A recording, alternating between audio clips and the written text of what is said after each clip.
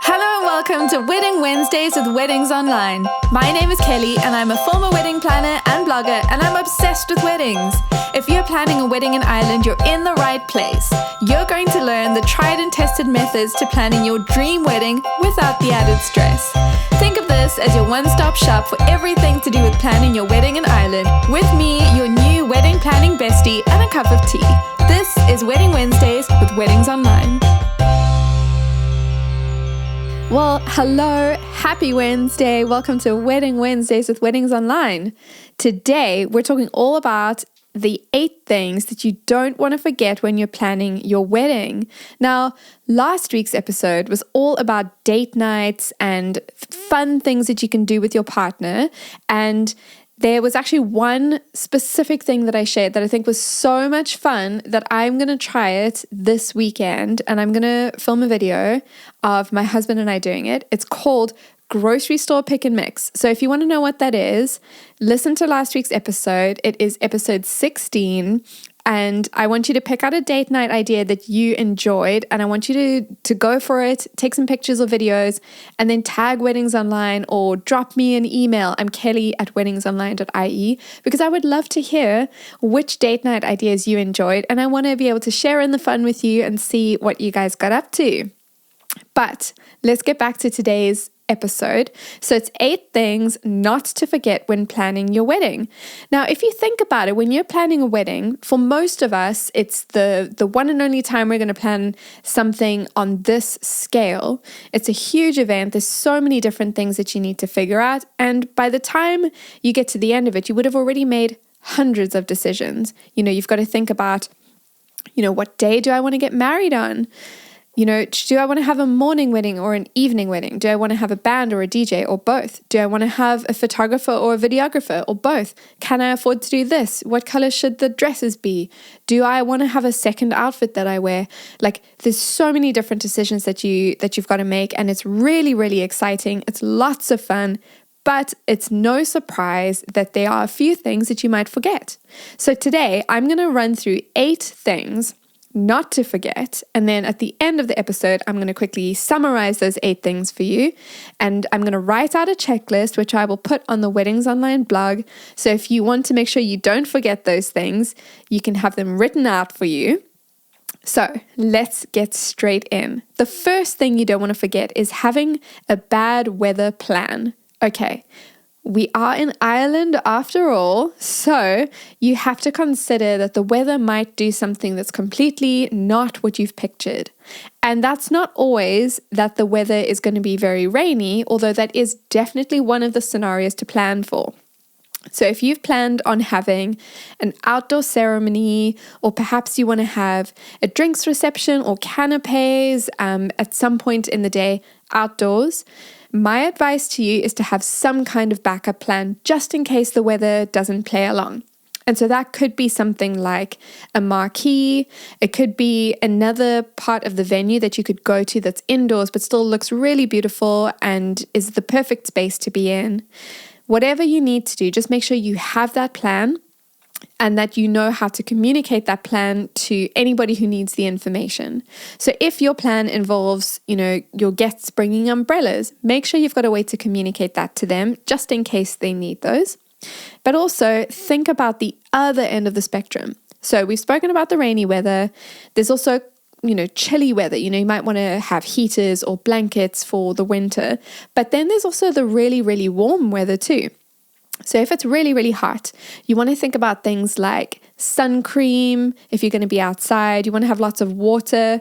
My recommendation, no matter what time of year you get married in, is if possible, welcome your guests to the ceremony with some kind of drink.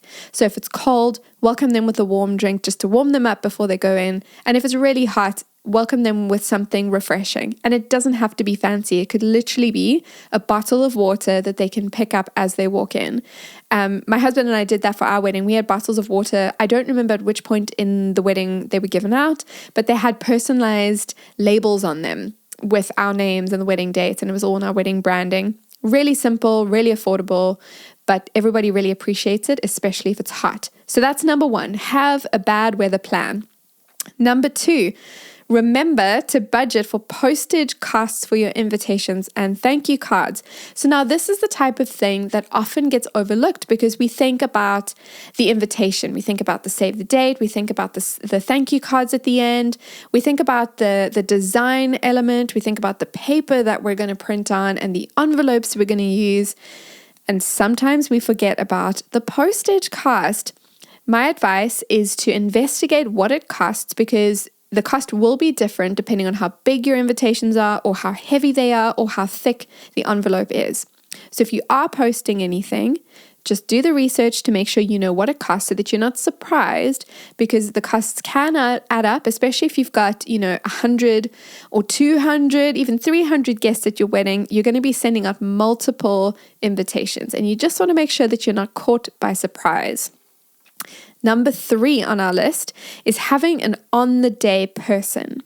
Now, let's just set the tone for a moment. Now, imagine you are getting ready for your big day and you are sitting with your friends. You guys are all getting dressed. Maybe you're having some bubbly.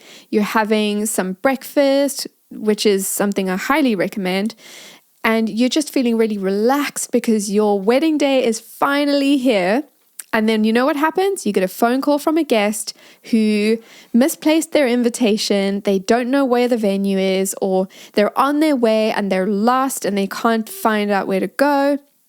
Or one of your suppliers arrives at the venue and they have misplaced something and they don't know where to find a backup cable, or somebody doesn't know where to set up or where to plug their equipment in. There's so many things that can happen on the day that are very easy to happen. People forget things. It's completely normal. But what you don't want is, as the couple, you don't want anybody phoning you and asking you questions. Your focus for your wedding day is to be fully present, to be relaxed, to be completely oblivious to all the things happening around you, and to just have the best day possible. So by having an on-the-day person, that means that you are no longer the point person for the admin and all the guest requests and questions. You can be the person who just gets to enjoy the festivities, and somebody else will be in charge of actually facilitating communication. So that could be a number of different things. You could have somebody who's a sort of representative on behalf of the family. So it could be one of your parents. So all the family members know if they've got any questions, one of your parents will pick up the phone and they will help everybody. Could be your maid of honor or your best man or another member of the wedding party could help with, giving people directions if they're lost, or welcoming guests as they come in and just helping people maybe to find parking and that sort of thing. And then your coordinator at your wedding venue, or if you have a day of coordinator who you're hiring or a wedding planner, that person can be the person who helps everybody from the supplier side of things. So they know exactly where to set up. They know what time to be there. Somebody else can be thinking, hold on, this supplier hasn't arrived yet. Let me give them a quick call just to check where they are. But the key here is to make sure that you, as the couple, are not the point people for the day. So find an on-the-day person and make sure that they know exactly what they need to do so that they aren't phoning you and asking you questions. Okay, item number 4, ask your guests and the wedding party if they have any food allergies or diet restrictions. Okay, there are so many different dietary restrictions, and I know that you want all your guests and all your suppliers and all your family members to have the best day possible. So my advice is to ask for the diet requirements and allergy information ahead of time so that you can make sure that your caterers and everybody at the wedding venue will know about them. So what we did for our wedding was we had a spreadsheet with all the guest names on them, and we just had a space where we listed any really special requirements, and we gave that over to the venue so that they knew, this guest is sitting in this space and they have a particular requirement. It's not hard to do, and it just helps everybody to feel like they're being looked after. You'd probably find that if somebody has a fatal allergy, if somebody has a really, really bad nut allergy, for example, they're probably going to tell you anyway, even if you don't ask them. And they will probably also be prepared with an EpiPen or some other kind of medication. But if you want to look after your guests well, just reach out to them and say, hey, if you've got any requirements, please let us know. Item number 5 on our checklist is provide your suppliers with a meal. Now, sometimes people forget about this. You're thinking about the head count. So when your caterer says, how many guests are you having? You're having 150 guests. And so you say 150. And sometimes we can forget that we actually have these amazing wedding suppliers who are there to make the best day of our lives come together. We've got to feed them too. I have been in scenarios as a wedding supplier where I've been given, like a really small meal, like a sandwich or something, and that's acceptable for the lunchtime. So, for example, if your ceremony begins at, 1 o'clock and then you're having canapes a little bit later and then a main meal after that, there's a period of time where, your suppliers will have been working for significantly longer than the guests would have been there. So, anybody who would have set up on the day, anybody who's been with you, perhaps taking photos or videos from when you've been getting ready. And of course, if you want to give somebody a sandwich for lunch, that's just a really kind gesture. But when it comes to the main meal, my advice is to get the caterers to make the same main meal for your suppliers that they are making for everybody else. You want your suppliers to feel looked after. You want them to feel sustained and fully fed. You want them to be full of energy. You want them to be able to continue creating the best day of your life for you and not to be tired and hungry and flagging. So make sure they have a meal. Make sure it's a hot meal. And while we're at it, if you can assign a table to them, it could be somewhere at the bar where they can just pop out and have a quick meal to eat. They will really thank you for it. Okay, item number 6 on our list of 8 things not to forget when planning your wedding. And that is to assign one person to return any items after the day. So now picture this. You've just had the most magical day of your lives. You and your other half have been sent off. You've gotten in the car. You're driving off either to a hotel for your first night as a married couple, or maybe you're already going off on your honeymoon, which is what my husband and I did. We went off on our honeymoon straight away, and we did not want to be the people dealing with any leftover decor. We didn't want to be the people organizing our gifts and moving them around. So have a plan in place for who can oversee that for you. It could be someone from the wedding party. It could be a supplier, your wedding planner. It could be your parents. There's so many people who it could be, but the key is to make sure that you have one person who knows that that's their responsibility to make sure that your decor items that you have brought in or hired in are returned to the right people, that anything that needs to go back to your home makes its way there, and that your gifts are all stored appropriately and that they don't get left behind at the venue. So having one person whose job is to oversee all of those items will mean that once you leave the wedding venue and you head off on your honeymoon, or you go to a hotel for a couple of days for a mini moon, it just means you don't have to worry about that at all, because somebody else has been given the responsibility of sorting that out for you. Okay, item number 7 on our checklist is include time and budget for alterations. So when you're thinking about your outfit, whether you're wearing a dress or a jumpsuit, or you're wearing a full-on suit, whatever you've decided to wear, don't forget that alterations will be part of your attire budget. So it could be something as simple as putting a hem in the bottom of your dress, or, making some kind of alteration and adjustment so that you have the perfect fit. But no matter what it is, it will come at an extra cost and it will take extra time. So factor that into your timeline, factor that into your budget. Make sure that when you do get your fittings done, that you're asking all the right questions. So ask the person who is making your dress. Just say, hey, if I need to have alterations done, what will that cost and how long will that take? And then you have the information so that you're not surprised if your dress is going to take an extra 3 to 6 weeks. I don't know what the time frame is. It will depend on what the alterations are, who's having them done, and if they need to source extra fabrics and all kinds of things. Just make sure that you ask and that you're not surprised.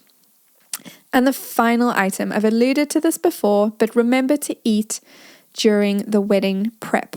So when you're getting ready for your big day, you're going to be hanging out with your besties, getting dressed, hair and makeup is going to be getting done. Don't forget to eat. The last thing you want to do is to be at your wedding ceremony, exchanging vows with your new spouse, and you hear your tummy rumble and you start to feel faint because you haven't eaten anything and the nerves have gotten the better of you and you've had a couple of glasses of Prosecco and you feel a little bit wobbly. You can avoid all of that by having a good breakfast, Don't just have a quick piece of fruit, have a nice, healthy, hearty breakfast. Make sure that you are hydrating on water. And then for the rest of the day, you can be having whatever food you've prepared for your guests. You can have some champagne. You can do all the celebrating you want to do, knowing that your body has had a nice breakfast. You will thank me for it. I promise you. So let me quickly recap and run through this list of 8 things. So remember, this is 8 things not to forget when planning your wedding. Number 1, have a bad weather plan. So that was not just for the cold weather, but also for super hot weather. Number 2, remember to budget for your postage costs for invitations and thank you cards. So do your research, find out what those costs will be. Number 3, assign an on-the-day person. So this is the one who's going to make sure that you don't need to answer the phone if anybody needs you on your big day. Number 4, ask your guests and wedding party if they have any food allergies or diet restrictions. Speaking of food, number 5 is provide your suppliers with a meal on the day. Number 6, assign one person to return any items after the day. So it's anything that you've rented or hired in, anything that needs to go back to your home, and don't forget about the gifts. Number 7, include time and budget for any alterations to your outfits. And finally, number 8, remember to eat during the wedding prep. You will thank me afterwards, I promise you. Now, next week's episode is going to be a really fun one. We did a poll on Instagram recently where we said, hey, is there anything that you guys would like to know more about that we can cover in the podcast? And so many of you came back and said, you just want to know so much more about childcare, entertaining the kids. So we're going to cover all of that for you. If you have any more specific questions about looking after the kids, whether those are your own children or the guests' children who are coming along to your wedding day, no matter what age they are, if you have any questions about that, please get in touch. You can contact us on Instagram. It's @weddingsonline. Or you can pop me an email. It's kelly@weddingsonline.ie. I would love to hear your questions so I can include that in the episode that's coming up next week because we haven't recorded it yet. But thank you for listening today. The Wedding Wednesdays with Weddings Online podcast is produced by me, Kelly, and mixed, mastered, and edited by Glenn Hartman. For more wedding planning tips, advice, checklists, and more, visit weddingsonline.ie.